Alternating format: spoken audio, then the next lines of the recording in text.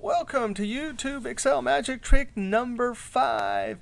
Hey, if you want to download this workbook with all the little 10 tricks, you can go to my channel and click on my college website and download this. Hey, in this little Excel YouTube magic trick, we're going to see how to name a range, do data validation, and a VLOOKUP. Now, how do you name a range? Let's go ahead and highlight from H10 all the way to H15. Highlight. This is the name box. Click in the name box. It highlights whatever the top cell is, and type VLOOKUP. Oh, no. Backspace, backspace, backspace. This is going to be product. Notice that the cursor is still flashing. You don't officially name it until you hit enter. Now watch this. I'm going to click somewhere else. I'm going to go up to the name box, and in my drop down I'm going to click on product. Boop. It highlights that immediately. Let's try that again. Let's highlight the whole table, not the labels, just the table, products and prices. Now I'm going to come up, try it all again. Now I'm going to call this VLOOKUP table. And then I hit enter. Don't forget enter. Now let's see if this works. I'm going to click product. Boop. It highlights that. And then I'm going to click the drop down arrow, VLOOKUP table. It highlights that. Now watch this. Now we're going to do data validation. I want to drop down in this cell that anytime I click on the drop down, I can pick any one of these products. All right, the keyboard shortcut that works both in 2007 and 2003 for data validation is Alt-DL. Alt-DL. We want to allow a list. No way. That means the only thing allowed in this cell will be from some list. Oh, and where's the source? Hey, it's right there. But watch this. I'm going to teach you the keyboard shortcut to show you the name list. We have two names. F3. Boop. F3.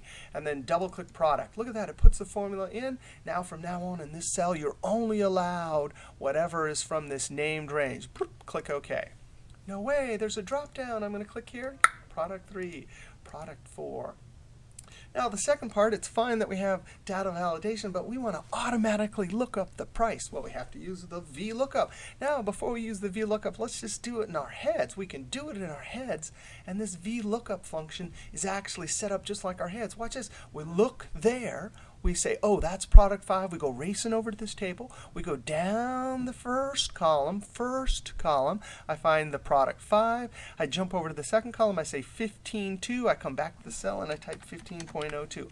Well, that's annoying to do all that. So I'm going to delete that, and there's a VLOOKUP function that'll do all that. Type equals VLOOKUP. Remember, in Excel 2007, there is a drop-down list that if you see what you want and you hit tab, you can just hit tab.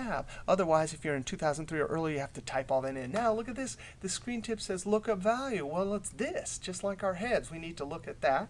Comma. Where's the table array? Oh, we already named it, so I'm going to hit F3 and click VLOOKUP table. No way. Table array. Notice this screen tip is really polite. It's bold, but and it reminds you that you have to put a comma in. So if I type a column, it says, now, what column do you want me to return a value from? Well, our prices are in column 2. This is column 1. This is column 2. So I'm going to type a 2. Then a comma. And you just got to put a 0 here because we want an exact match. False, you can type out the word false, but 0 means false. In 2007, this drop down is really a big improvement over earlier ones. This didn't used to happen, and you just had to know what to type in there. I'm going to hit close parentheses, control enter. No way, it worked. Now I'm going to click here. I'm going to click the drop down and go product 2. No way.